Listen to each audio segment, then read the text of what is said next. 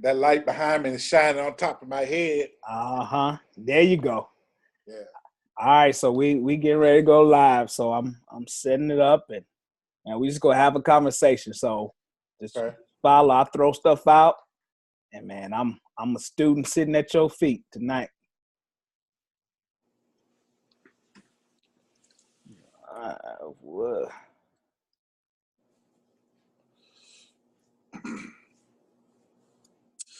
I jot down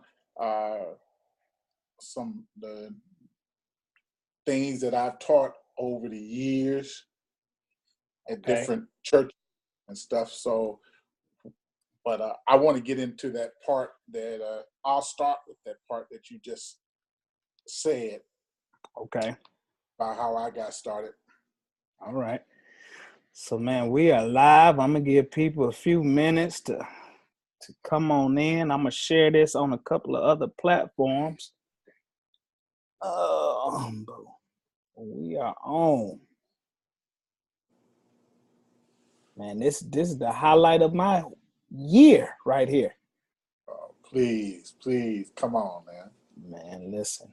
I don't say it if I don't mean it. If you know me, you better ask somebody. If I don't mean it, I ain't gonna say it. So if I say it, I mean it.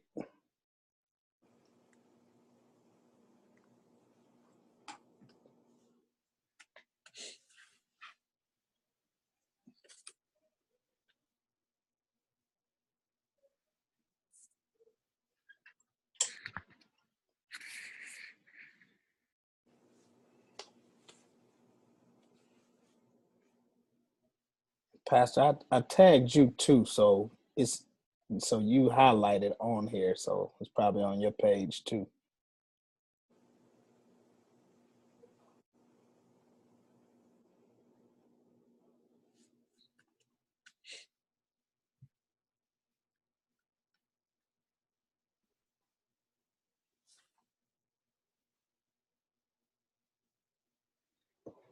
I'm gonna do one more thing. I'm about to put some on Instagram real quick.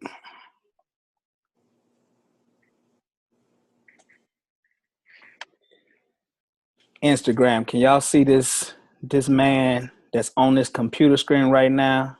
A living legend. I'm talking to him on Facebook Live right now. Y'all come over to Facebook and hear from the great Pastor Lawrence Robinson. Instagram, can y'all see this?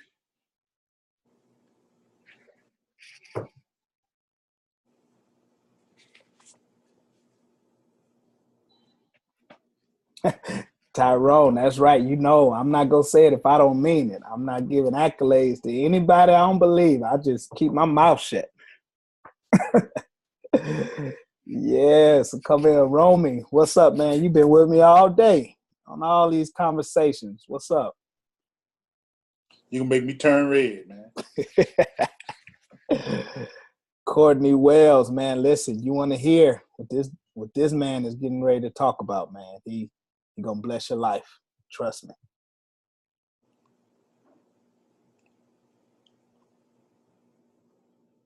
Alec Anthony, what's going on?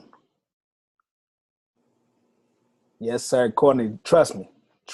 This is a legend. This is a legend. Nothing much, Romy. What's up with you, man?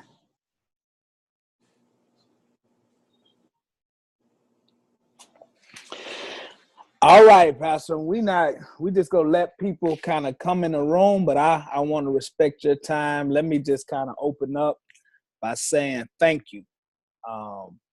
And I'm saying thank you for multiple reasons. I'm saying thank you. One, just thank you for being willing to talk to me tonight. But number two, thank you for your life. Thank you for the example. Thank you for just your witness. Thank you for your faithfulness. Thank you for showing a little boy like me out of Detroit, Michigan, and moved to the Dallas-Fort Worth area. Felt called to ministry, but I knew I wasn't called to do ministry the way I saw everybody else do ministry. I wasn't called to be a pastor, a senior pastor, but I knew God wanted to use my life to help people, to help pastors, to help leaders, to help people in the marketplace. I felt like I was always a Joseph in a sense where, man, people had great ideas, great visions. Some weird way, God just wired me to be able to interpret people's dreams and come up with strategies on how to do it. And so when I first started in ministry in Houston at Higher Dimension Church with Pastor Terrence Johnson, I learned about you. And of course, when Bishop Jakes and you all moved to the Dallas area, I kind of was there, kind of young growing up, but I actually got saved by Bishop Jakes on television one night. And and I had just finished college and I had been wilding out. I was a wild boy. But I had moved to Houston and I was watching Bishop on TV one night and I got saved. And so, like, for real. But I had a chance to, I believe, come to the Potter's house one time and I was asking people, I was like, man, do Bishop Jakes like really be at the church? Is he really around? And they was like, who you want to see? I was like, well, he's the pastor. They was like, you want the pastor or you want Bishop? And I was like, what do you mean? I'm thinking that's the same thing. And so they said, well, Pastor Robinson kind of is here. And Pastor Robinson meets with people, he counsels people and kind of does everything. And I was like, wow, I never heard anything like that before.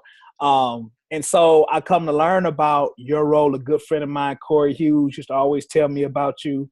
And then, of course, I got accepted into Project Gideon the first year of Project Gideon in New Orleans. So I was with Gideon the entire time. And so had a chance to get closer to you, kind of see you in operation. And then me and your wife, Bev, hooked up and I was a part of CEASE and sat on the board of CEASE. And so got to talk to you a little bit more and get closer. And so, man, you have been a beacon of light for me. You showed me what loyalty, what faithfulness looks like.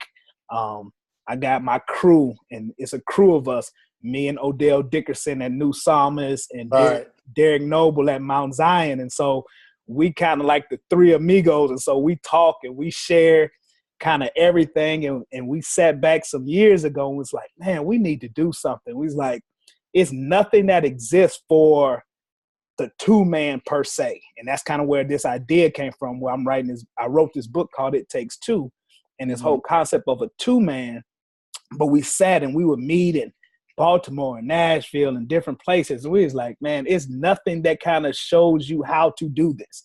Like everything is catered to a pastor. Even the leadership conferences that we go to is really focused on the senior leader. There's not a whole lot of training for how to be a two-man, how to be a support leader or support executive. And so, man, we would talk and we was like, we got to get Pastor Robinson on one of these calls. We got to meet up. And I think I called you one time. I was like, look, me and Derek and Odell, we coming to sit with you. We gonna steal you and just lock you up in a room just so we can get this knowledge out of your head. And we were supposed to be getting together, going somewhere or something at one time. We still got to do it. We still got to do it. But I say all that to say, I've been doing these 2-Man Tuesday talks talking with two men from the business sector, the government sector, the church sector, entertainment. And the one name I had on the top of my list that I was like, God, if you can just make this happen,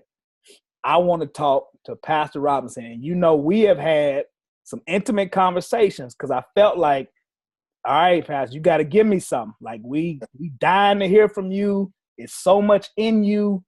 You got to do something. You got to write a book. You got to start something. You got to coach. You got to do something. And I'm just excited, man. If you can tell, I feel like a kid in a candy store. I'm excited. So again, I just want to say thank you. Well, first of all, let me say you're welcome. I think you're looking through the glass darkly. I praise God that whatever my life and my heart has shown, I praise God that it has benefited you and blessed you. You never know who's looking at you, who's watching you. And so I am honored. I'm really honored. And thank you for your friendship and over these last few years that we've actually had opportunity to talk. So I just want to say thank you for that. No problem. But let's dig in for people who don't know. So this is my mentor. This is my man, kind of everything for me. But tell people who you are, where you from, and kind of what you do. Okay. I'm Pastor Lawrence Robinson, Congregational Care Pastor at the Potter's House. Been under Bishop Jakes. Well, we've been friends for over 40 years. We were friends before we were even preachers. Wow. So to make a long story short, or to shorten without a lot of menial details, though I believe sometimes they're important, but for the sake of conversation tonight, Bishop Jakes, once he got into ministry, I came in actually ministry after him, but I've always known that I was a pastor. When I answered the call, when I finally said yes to the Lord, back in the old days, the old folk used to ask you when you tell them that God called you into ministry, the old mother said, to do what? They gonna check you. And I said, well, God's calling me to pastor. He didn't call me to evangelize. He didn't call me to do anything but to pastor. Now, I was raised in Virginia on a farm. I didn't know my dad was grooming me to be who I am today. I hated it. But being on the farm, there were some things and principles my dad put in me, not knowing. I've been in church all my life. I had a few years, 2, 3, 4 years, maybe 5. And sometimes I don't know if I'm still in now that I'm in. But I had, after I left Virginia, I went to West Virginia to go to school. Okay. It's where I got back in church after I ran the streets a while. I got back in church, and through different things, Thomas Jakes and I's path crossed. We became friends. We were together at this little church in Charleston, West Virginia, called Greater Emmanuel, where we became friends. And after I lived a block away, so after each service night, we'd get together and talk about we not preaching. I ain't doing it. I was thinking all the preachers were crooked and all of that stuff. Why don't God straighten out them? I was good at serving, but I understood that God, and that's why I fought being a pastor. Now, growing up in my era, a pastor meant that you had your own place. The thought of being a two was not being taught, and not taught a whole lot now. Absolutely. And so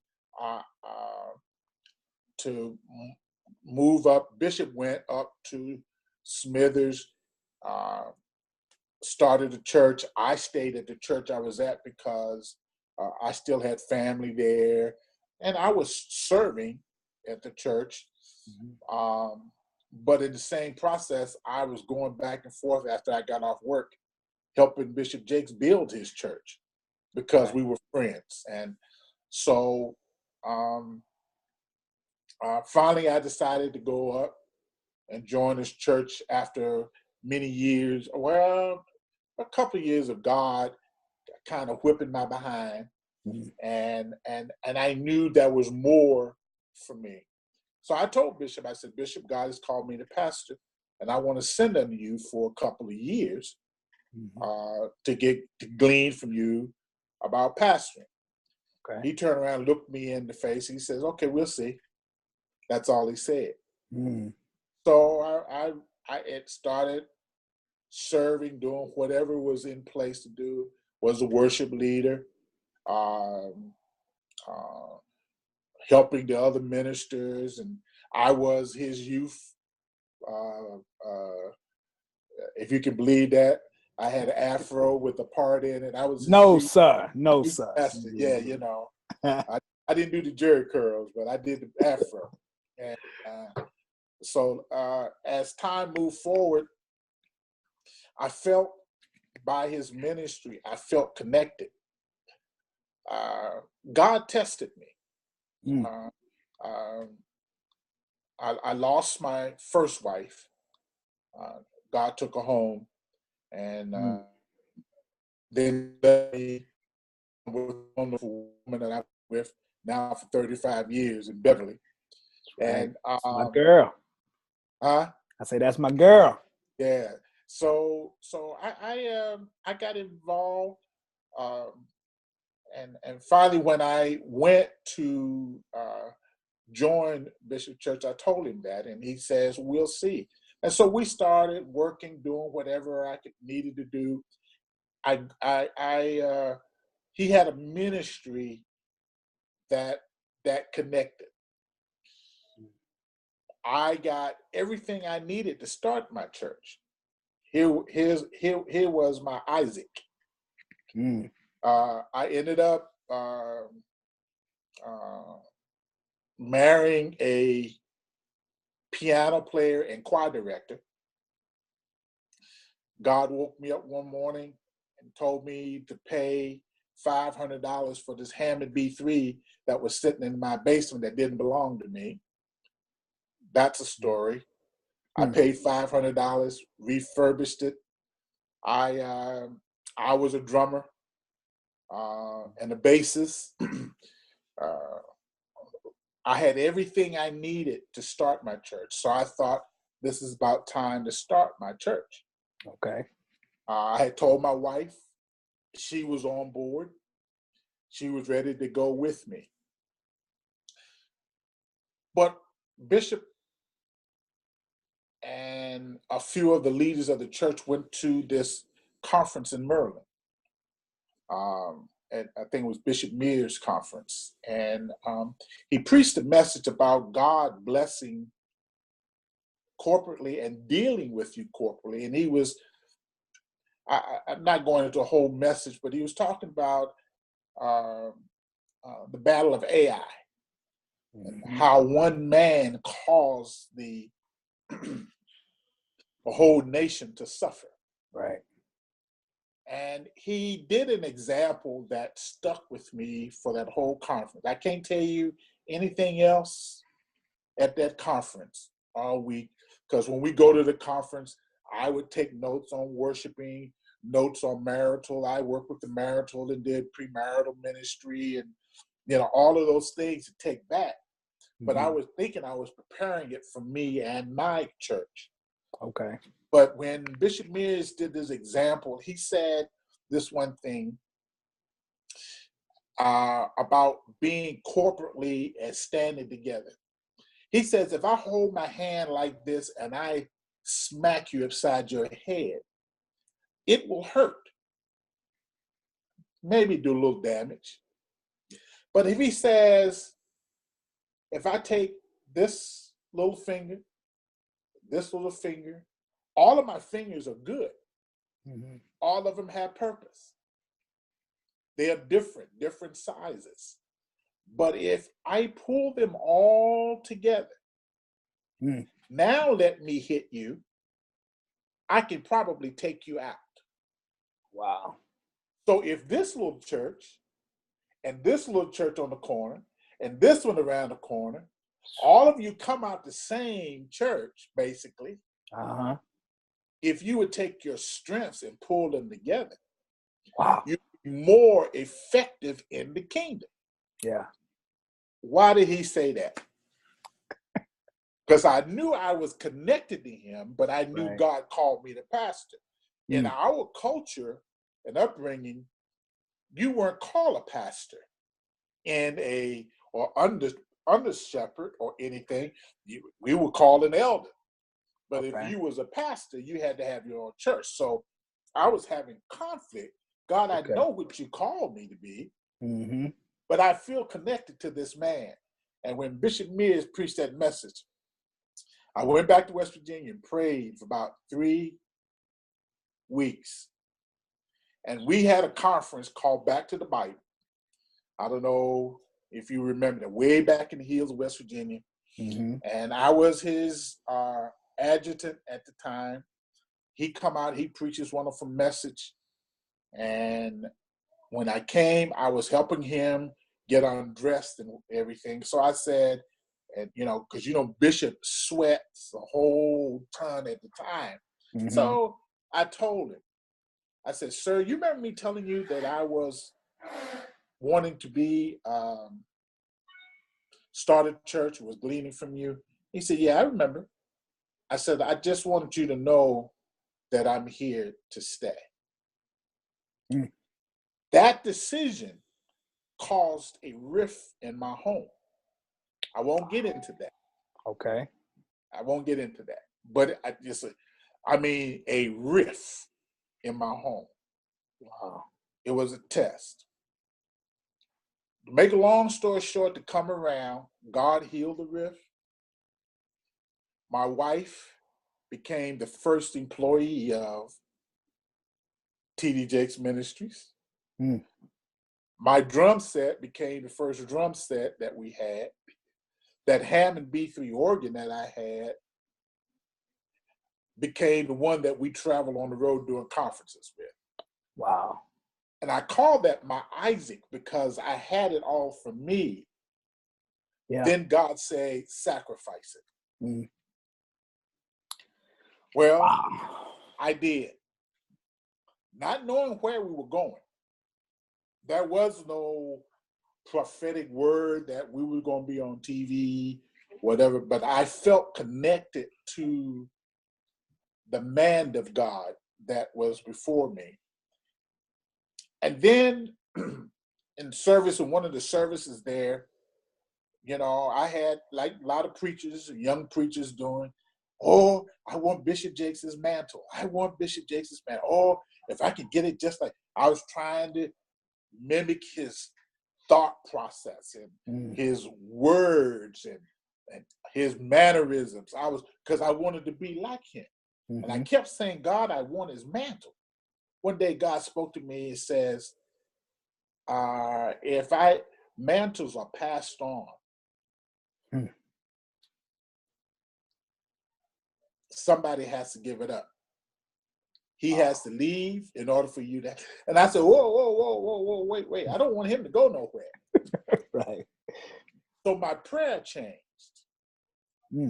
I said, God, and here's what one of the things a good number 2 should ask. Help me to do what he can't do. Talk, man. And so I started watching and listening to the things he can't do. Now, this is not in a big church. This is in a church of 100 people. Okay. It's big comparatively, but so I want to compare. This wasn't the Potter's house. Right. This was a Temple of Faith church, and we might have had 12 people at Bible study. Wow. As Bishop's story is, some of them would be asleep while they teaching. Yeah. So because Bishop, as hard as he preached, he couldn't greet people after service, after he preached, though he wanted to. Well, I knew then that's one thing I could do. I did worship, wasn't a great singer, but I could get the glory of the Lord in the room. We can have church now. Okay. Yeah. We can worship. God gifted me there. But after service, people needed special attention or needed a word. They had something important. They had things going on in their lives, the children being abused or whatever.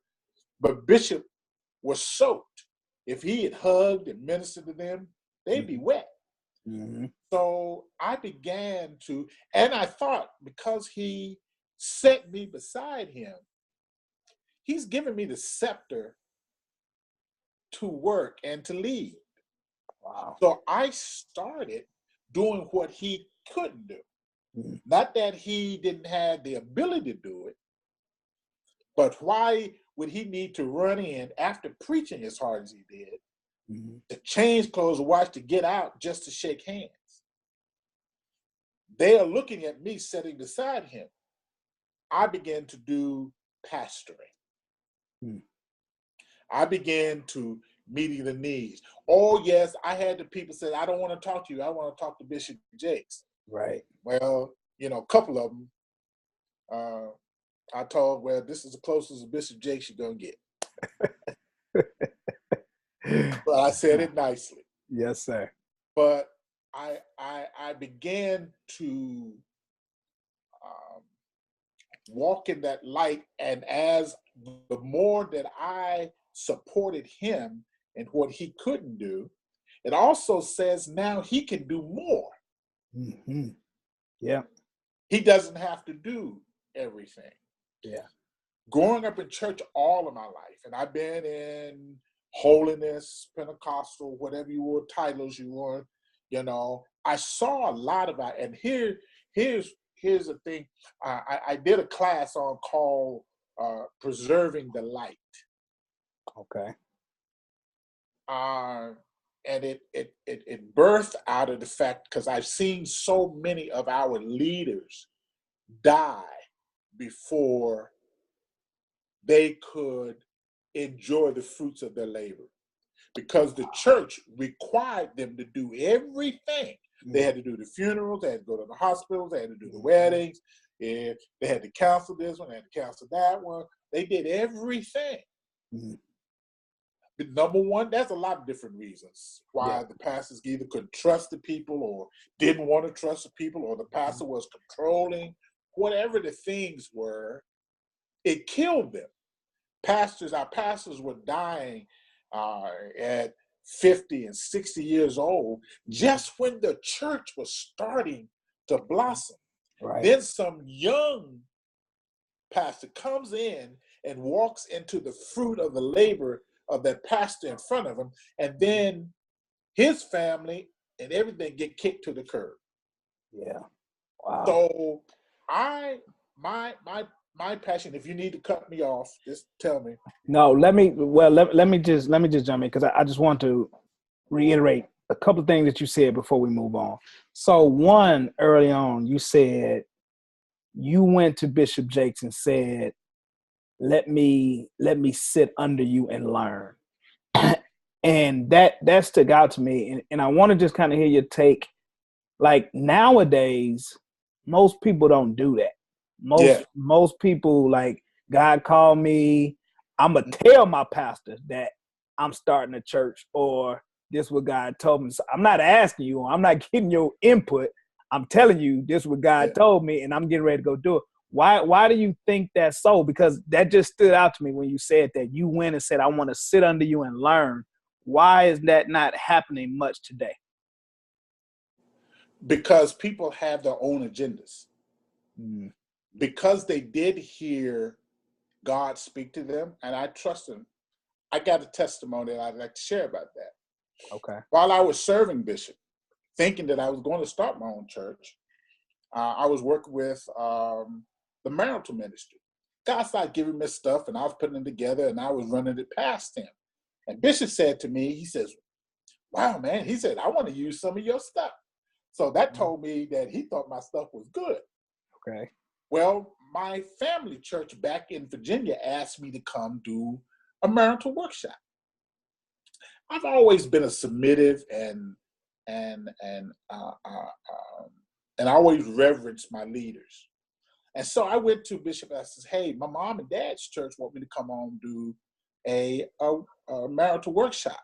And I want to do some of the things I said. He looked at me and said, no.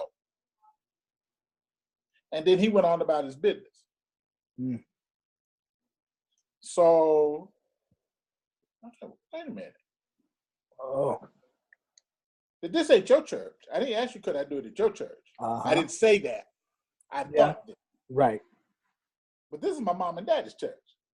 Mm-hmm. And then, here's the enemy. The enemy says, are you going to obey God rather than man? Mm-hmm. And I started to get puffed up. Okay. To walk up and tap him on the shoulder. Mm-hmm. But then I replayed that question to me. Are you going to obey God rather than man? Mm. God wouldn't have said that like that. You know how the enemy tricked Eve in the garden? Right. Subtleness. I said, if that was God, he would have said, are you going to obey me rather than man? Mm. So when I realized that was the enemy trying to get me to kill my destiny. Wow. I pulled my little pressure back in, pulled my jaws in, went on. Mm-hmm. 9 years later, I got to go home, minister, saw miracles happen at that little church, saw my daddy kiss my mama for the second time in my life. Wow. Saw people delivered. All because I stayed submitted to, so and from that time on, and then when I said I was going to stay with him, it was a matter. My wife wanted me to start a church. Okay. Because we were ready. We had everything. We had a piano. I forgot about talking about that. I had a piano. It was a miracle piano, how we got it. Everything to start a church. Yeah. And so, make a long story short, to get in, you asked me a question. I believe that we need, my preference and premise, rather, is that I believe in preserving the light. I come and I teach this class coming from 2 Samuel 21 and 15. Okay. When David went out to fight Goliath's relatives, you can read on it. He had already fought Goliath, the bear, and all of that in his war. But now he's older. He still thinks he can fight.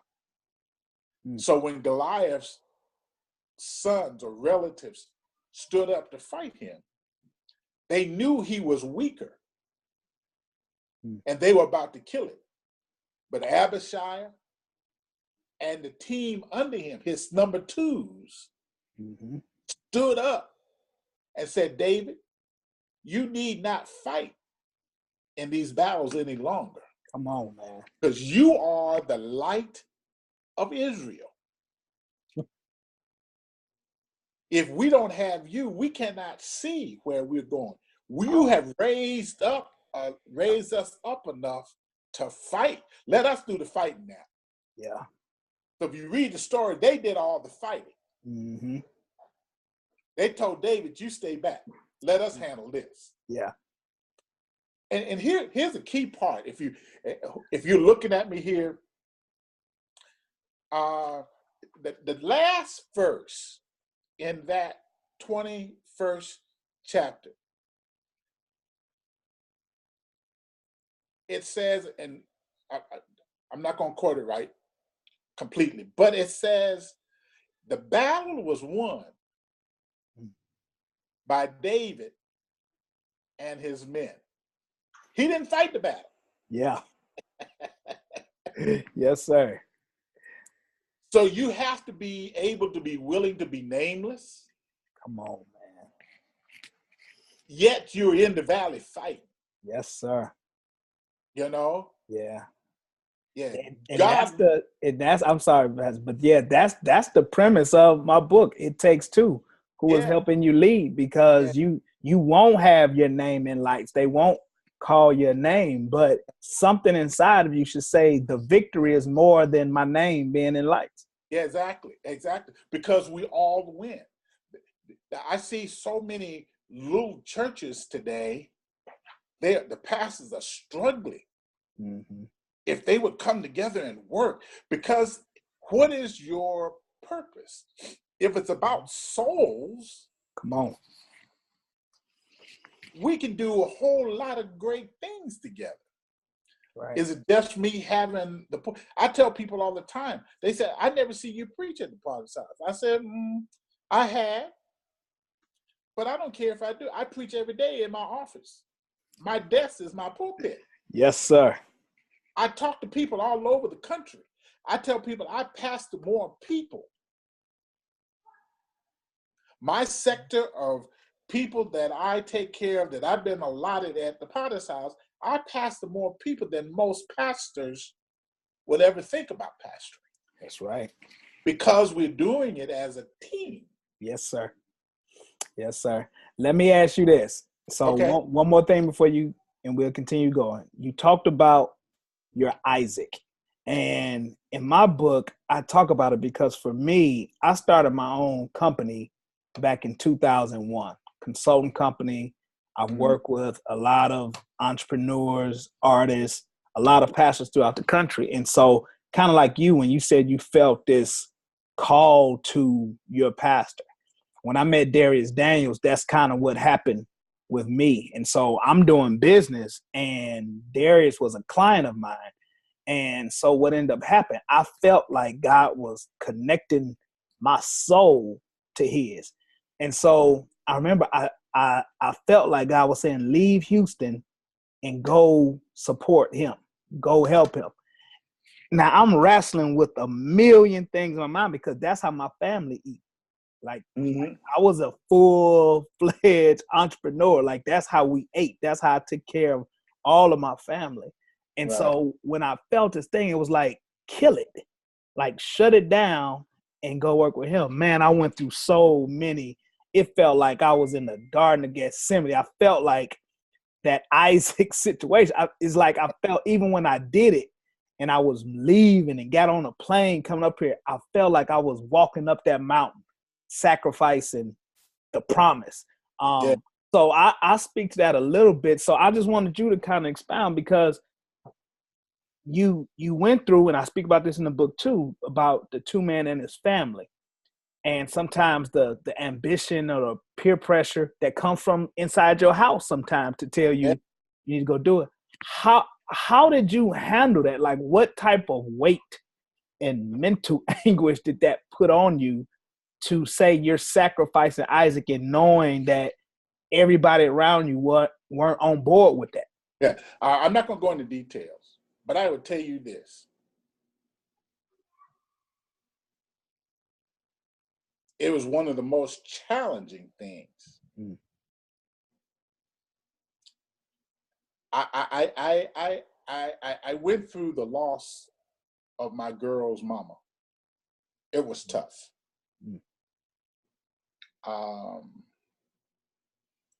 But when God says something to you and you step out there to do what God told you to do, and everybody around you, that's important, don't believe that, it is the most loneliest feeling you could have. Because you now then question yourself, did I really hear God? And it got to where there was no conversation about it, because it couldn't talk about it. I was worshiping and crying, and people thought because of my worship, I was crying because I was worshiping. I was crying because I was hurting. And we know worship comes out of pain. Yes, sir. You know? Yeah. But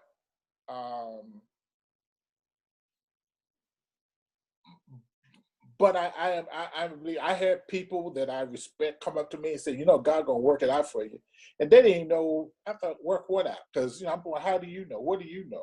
You know, and so I got the encouraging words, but I kind of almost didn't really believe it. Wow. You know, and so I was going to say, okay, God, this is up to you. It got to the place I said, it's up to you. I'm not going to talk about it no more. I prayed about it. I put it in your hands. So I walked like 3.5 years in a desert. Wow. I continued to serve, but didn't know where it was come out, how it would come out. Wow. But God did do it. I don't want to leave it right there. God did it. He did it. He did it so well, and he did it abundantly, above all that we could even ask or think. Yeah. According to his will and purpose. So he did work it out, I must say, because we're here today. Yeah. But my premise was, as I stated earlier, was preserving the light. Okay. I believe that we can do more together than we can apart. Bishop preached a message a long time ago, after we got here to Dallas. He says, do you want to be because people complained about a big church. He says, do you want to be a big part of a small thing or a small part of a big thing? Come on. How effective? I think one of your questions you asked me in my email, what motivates me?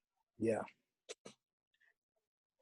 Every Sunday when I see souls, every email I hear from Africa or from India, people that I meet that come in on Sundays just to come in.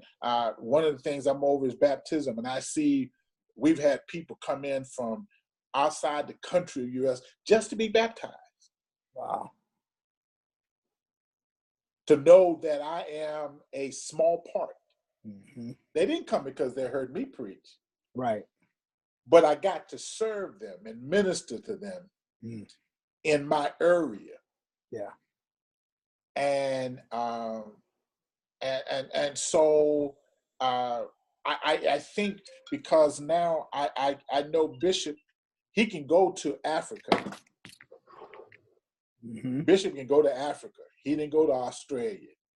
He can go wherever he needs because he knows that his church is going to be taken care of. That's awesome. That's awesome, man. And to think you said something that, man, you knew God was calling you to pastor. And so, man, you're pastoring thousands and thousands of people. Whether it's the name of your church or not the name of your church, you're doing what God called you to do. Exactly. And I think that's where a lot of people miss it. Like, what's your motivation? What did God call you to do? Because he didn't call you to have a church with your name on it. It's his church. It's his church. It's his church. People call me, Pastor, I need to talk with you. One of the things that blessed Bishop when we first got to Dallas, everybody wanted, because he was the voice, and it should be. Everybody wanted to have, I need to talk to Bishop. We need to talk to Bishop. And a lady, she was a minister, was waiting, and you know, Bishop's traveling and trying to build whatever. So she happened to talk to me after one of the ministers' meeting. I would happen to be over the ministers at the time, and I began to talk to her, minister to her, and so she said, "Thank you so much." She didn't know really who I was because we had just gotten here. So, maybe a month or two later, I was sitting in my office, and Bishop happened to be walking through. And I heard this lady say, "Hi, Bishop. How are you? My name is so-and-so and so." And of course, he spoke and I was talking to her. She says, "You know, I waited a long time. I needed to talk to you. I had something important." She said, "But I don't need you now. I got a chance to talk to one of your pastors, or one of your elders, Pastor Robinson. He really helped me." Well, I was sitting there. I heard them talking. They didn't see me. but I heard them talking. Because I had the type of leader that I have, it really blessed him that he didn't have to do everything. Wow. Some leaders would have got jealous. Yep. And would have liked her to have said, I don't need you anymore. Yeah. But Bishop was blessed that he had the type of person, the type of people around him that can take care of his sheep. And he can still look forward. He can still take that light and go forward, knowing that what the sheep that's in the house are going to be taken care of. Yeah, that's good. In my in chapter 11 of the book, it's a chapter called Perspectives from a One. And it's an interview of me and Darius Daniels. So I'm talking to him and he's answering questions. And so one of the things he said, in order to have a great two or a great team, you got to have a healthy one. Yes. He was talking about himself. He had to be healthy emotionally and secure enough to say, I will delegate power, authority to you, Ramone, to do certain things to make sure things flow. So just when you said that, that just made me think Bishop has to be very healthy and secure in who he is, because y'all have, how many people do y'all have on staff at the Potter's House? Now? Yeah. It's around 300. 300 people. So he can't have his hands in everything. He can't know everything. Unfortunately, or fortunately, however you want to place it, Bishop was a person that liked to put his hands on everything. Okay. But the church grew where he realized he couldn't do it. Gotcha. So we had to step in, because if he had continued to try to put his hands on him, it would have killed him. But we had to constantly say, Bishop, we got it. Yeah. And we knew he wanted to have reports. What do we have? What are we doing? Okay. And we constantly said, we took it upon ourselves to learn how he would do it, how he would say it. Mm-hmm. But we reported to him, this is what we're doing. And he had the opportunity just to come to us and said, maybe I wouldn't have done that way. Maybe let's do it this way. I would go back to people, work it out with the individuals or the group. And he didn't have to do it. He could kept moving on and moving forward and not get burdened with the day-to-day duties. People would ask him as he traveled, how are you traveling all over the world and we don't hear nothing about your church?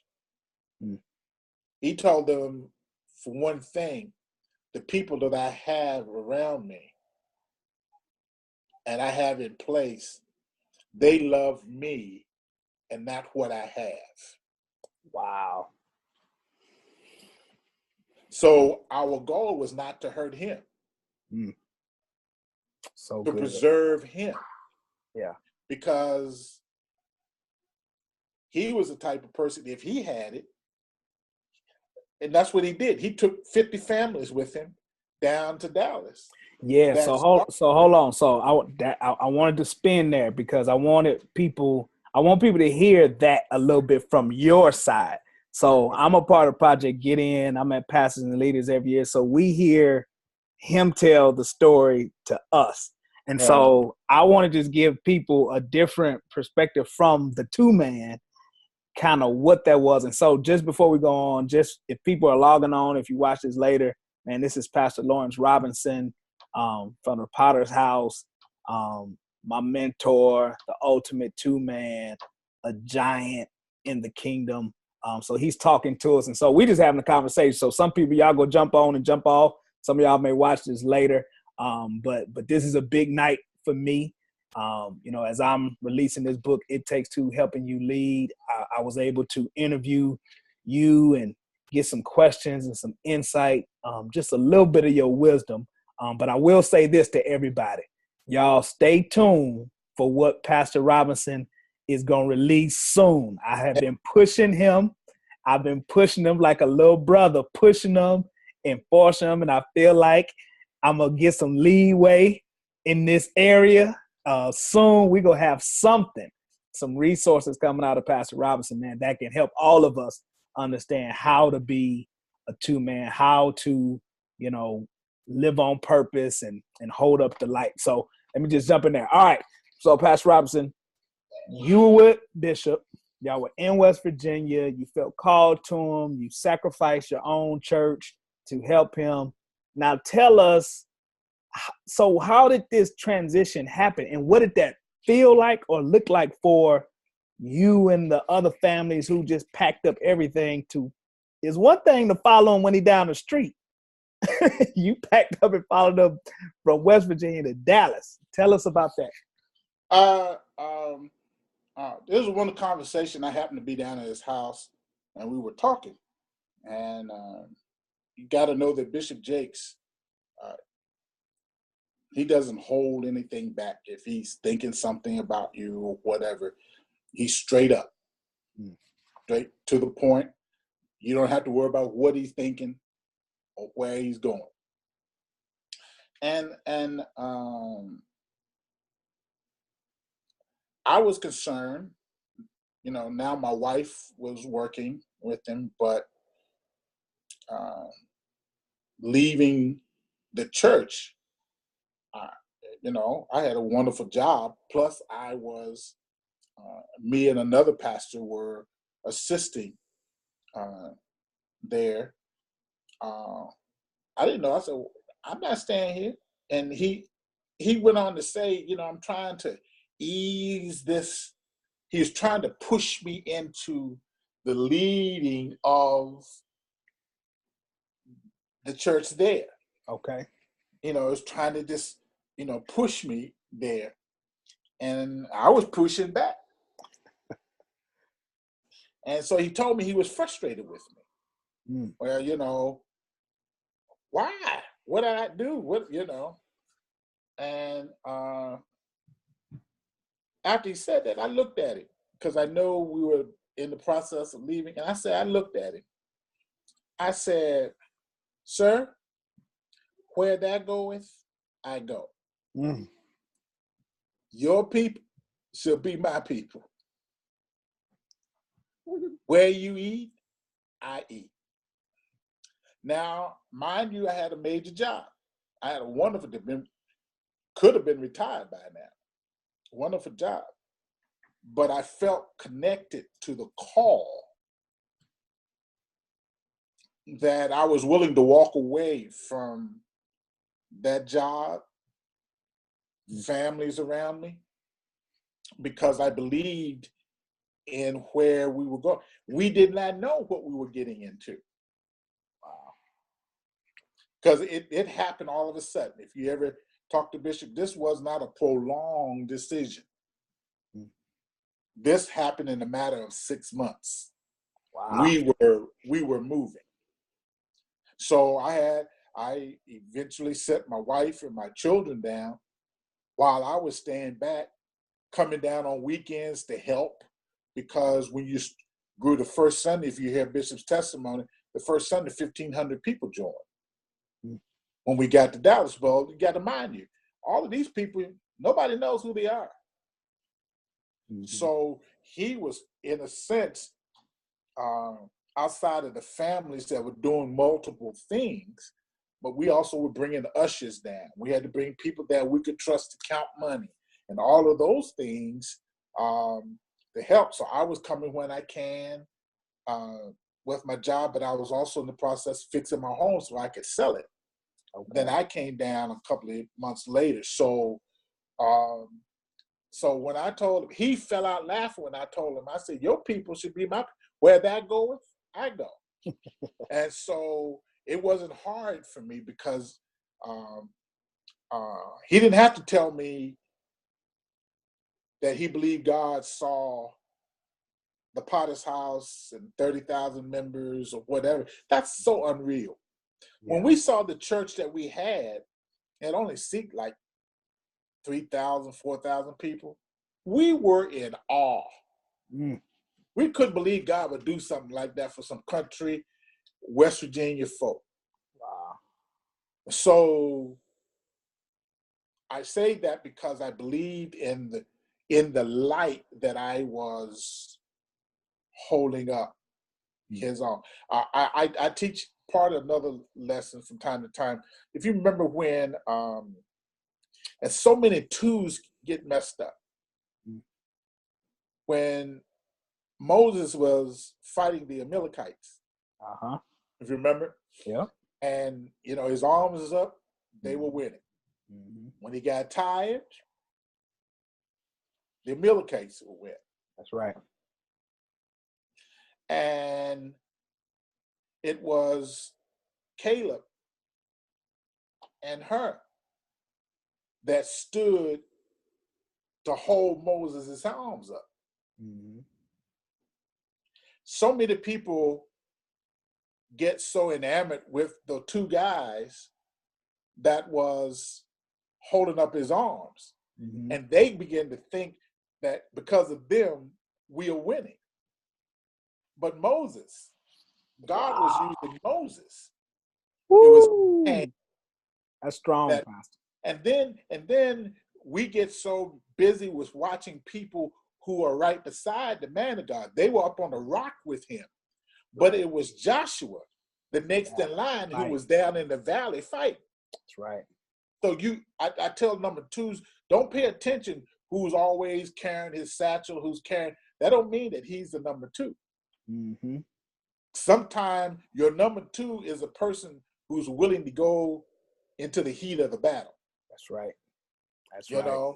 And man, you can't, people, because you see them, and I've had so many people tell me, and you got to watch this. I had so many members say, yeah, I know Bishop Jakes is our pastor, but you're really my pastor. I said, no, he is our pastor. That's right.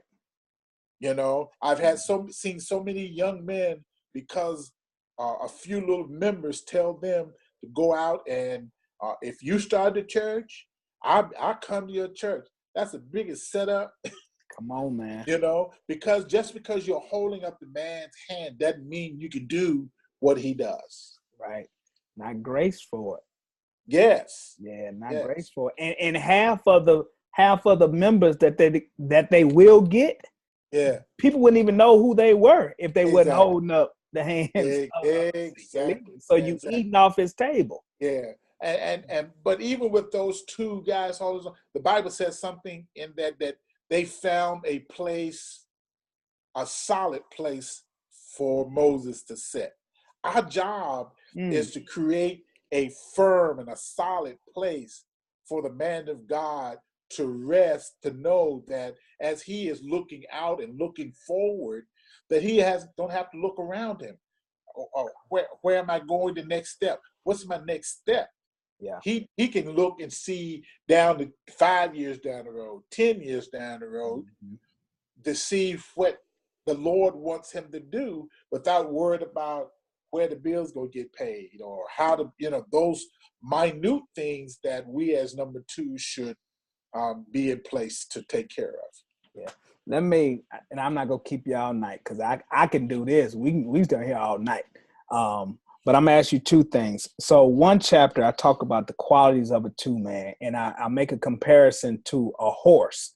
And I use a horse simply because the characteristics of a horse, and I won't get into that. But one of the things I talk about is the qualities of a horse, but then I also talk about this thing about loyalty.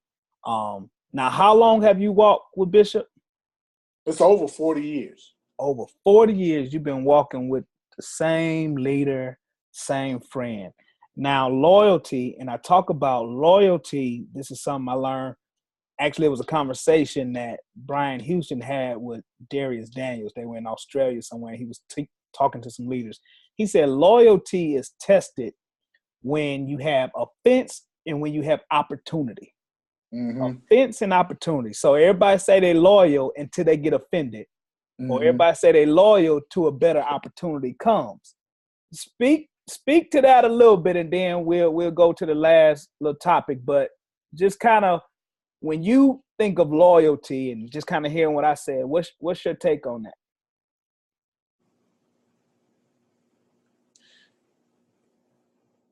first of all, you got to know who you are.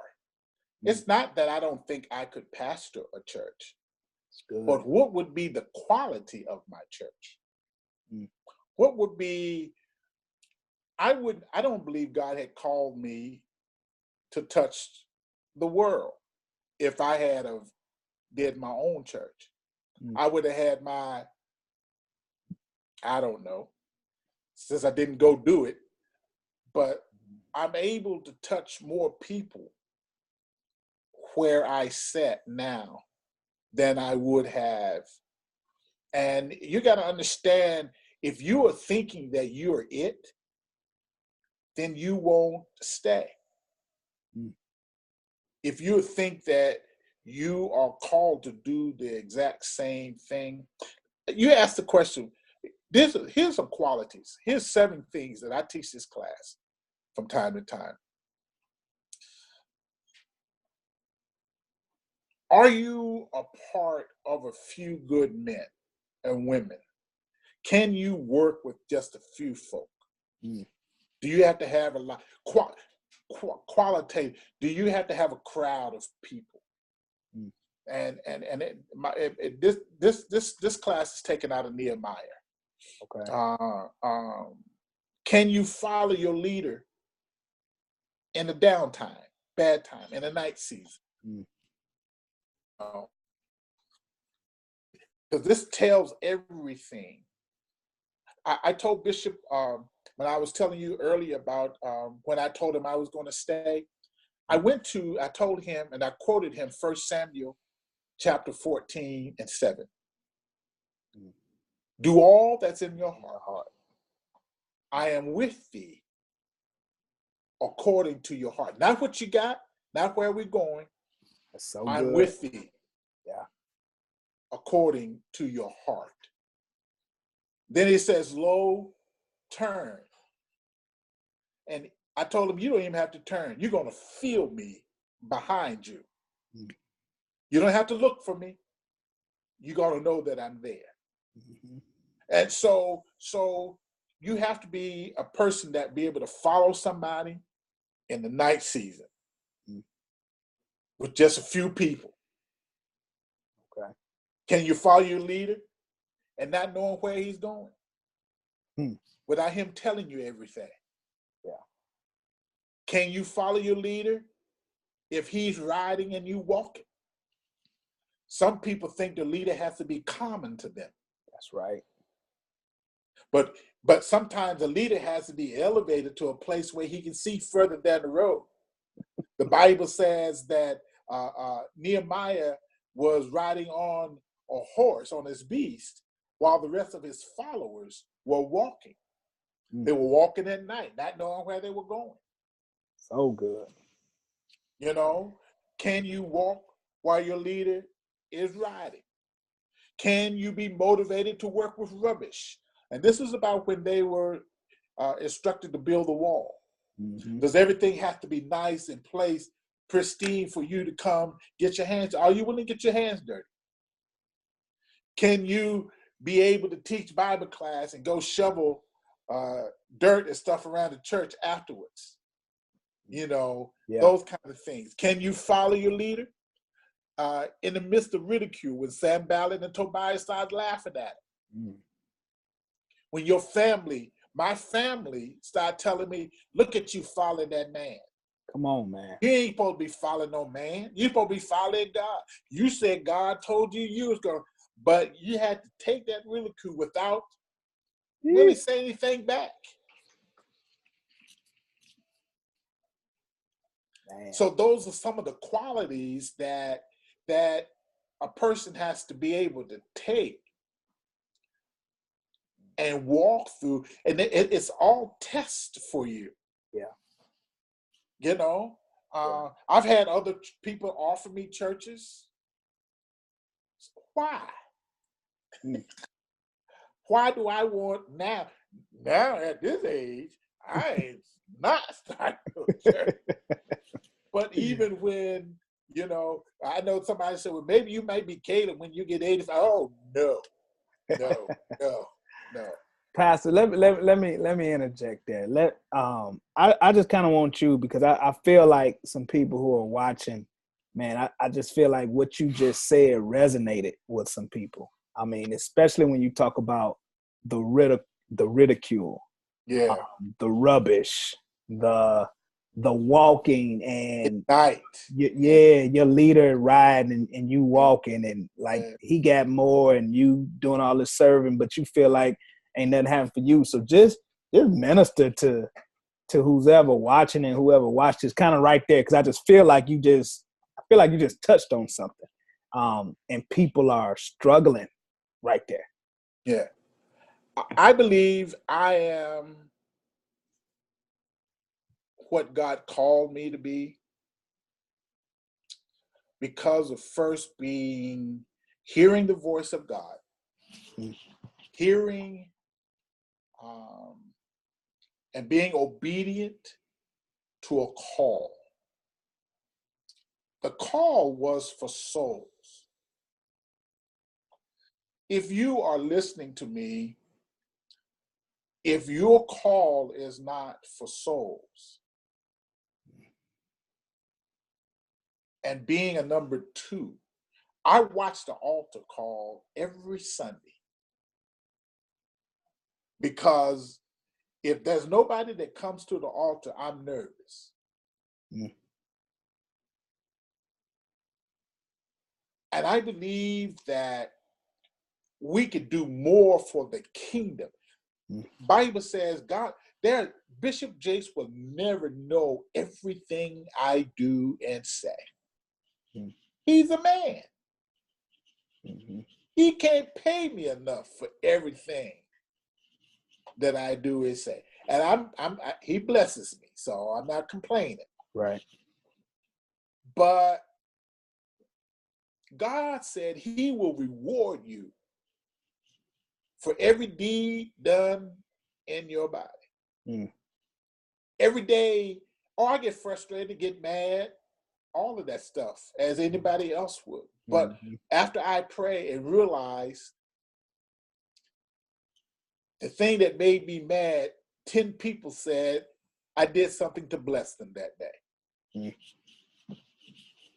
Somebody's family was kept together. Somebody's ministry, somebody got healed. You at I think, were you at IPNL, or you were just you called me. You told me what happened. Yeah, it was a young man flew in, got sick. I just checked on him again. Bishop didn't call me to ask me to check on the young man. The doctors getting ready to do an operation. They said it would take 3 years to do. It has to be in your heart to serve. If you're not a servant, if you're not called to do it, this doesn't make any sense what you and I are talking about. That's right. And I am telling you, you can do more with people around you than if you jump out and start something on your own. Are you willing to be a small part of a big thing? Yeah. Are you willing to your name not be called? Are you willing to go day in and day, or be blamed for something that you know you didn't do? Get lied on. Yep. And I tell people, well, if I had my own church, you'll get lied on. So, the buck don't stop with me. It stops with Bishop Jakes. Yeah. And it is an extreme blessing that I get every day to know. Before I talked to you, I had a pastor 4 hours away. I hadn't really met him, maybe twice. He calls me to chat to help him. That's another long story. There's so many people around that if your heart is right, if it's about helping God's people, right, I don't need to. I'm not a bishop. Don't need to be a bishop. I got churches, people leading churches, call me their pastor, but I don't want to be a bishop. For what? It's only a title. Right. Let me do the job. God has going to reward me for the deeds done in my body. And if Bishop Jakes can rest easy every day knowing that his sheep are not getting sheared and not getting scarred and not getting hurt where they can't be productive, I've done my job. I can lay down at night. Well, Pastor, Trust God. You have done it well. I think about, when I think about you, I think about I believe it's Matthew 19 and 29. Matthew 19 and 29, man. Anyone who left houses or brothers or sisters or fathers or mothers for the sake of the kingdom, you're going to receive it back 100-fold in this age. This life, yeah. In this life. And man, you have done it. You have done it well for 40 years. Man, you are an example, a role model for so many people. Your story, it need to be shared. I'm just glad I've just been a little gnat at your arm trying to force you to open up and start sharing this stuff, man, because I just feel like it's so much wisdom in this generation, this next generation.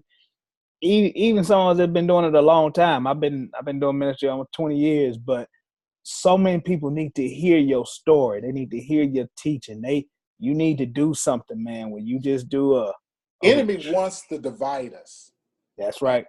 He thinks that we have to have our own little niche to be effective. That's right. But you're much more effective together. Yeah. I remember the illustration I used about my hand. Yeah. Every finger on my hand is different. It has a different purpose. But it's part of my hand to do whatever it needs to be done to get things done. Yeah. We all don't have to be alike. We don't have to do it all together. But if we all come together, that's right, we become effective people in the kingdom. That's right. Instead of worrying about a title of apostles and all of that, yeah, still got to do the same thing that all of us did. We're just a brother in the church. That's right. It's serve God's people. That's right. And if you expect them to serve you, then you have a wrong agenda. That's right. Well, Pastor, thank you, man. Thank you so much. Like I say, I gotta come. Me and Derek and Odell, we gonna make this happen. We just go gum and we go get us a hotel and we just go chop it up, man. A couple of days and just pour into so it. Glad I got this past this thing because you've been on my calendar. I said I'm gonna fall out in the flow once I get rid of Ramone. Don't do me like that, Pastor. Don't do me like that. Don't do me like that. But I ain't done bothering you. I ain't done bothering you until now. When I begin my coaching and coaching with these other two men, I want you there. I want you bringing in. I want to see this book. I want to see whatever else you're gonna do, because we need it. Just pray for me. I am, because some of my I don't mind sharing flaws. I'm real critical of what I do or put out. I be changing and instead of letting God do it and God bless it, I'll be wanting to make it just right, but so. He made you just right, so it don't matter. So when you just let it flow, let it go, and you go bless a lot of people, man. So again, thank you, man. Tell Bev I'm sorry for keeping you up all night tonight. Where Bev at? She gone to sleep? No, she on the phone taking care of stuff. You know how she is. Yeah, she's all that talking, get somebody straight. Yeah, so tell her, me and her getting ready to have this conversation soon. Me, her, and Marge, because I want to talk to them about this C stuff coming up. And your wife, she a 2-man. You Yeah. know, that's what I talk about in the book. Two man is not gender specific. It's man, Exactly. woman, two man. Everybody that does the church, whatever you, if you're the secretary, you're the admin, you know, Bishop Jakes doesn't have um, uh, a pecking order necessarily. Yes, we have leaders and people to report to, but everybody has a job to do. Yeah. You know, if you do your job, the whole engine runs better. Yeah. You know, not one piston is better than the other one in the engine. That's right. I have power, and but if one piston acts the fool, the whole engine acts up. That's right. That's right. Corey Hughes, what's up? Corey says, "What's up, Pastor?" He online. Hello. How are you, sir? Man, if y'all want to hear this man's wisdom in a book or something, man, y'all hit the thumbs up, hit the like. Let them know y'all want to hear some more from this guy, because he is absolutely fantastic, man. And so, Pastor, man, I love you. I appreciate you taking this time. We're gonna have to do it again, and we gonna get this stuff out of you. All right. We go get it out of you, man. So Okay, love you, man. Tell everybody to say what's up, all the family. Okay. All right. Bless you. Yeah, so y'all look out for Pastor Robinson, man. And if you haven't, get the book, RamoneHarper.com. It Takes Two, Who's Helping You Lead, coming out soon. A lot of insight and wisdom from Pastor Robinson there. All right.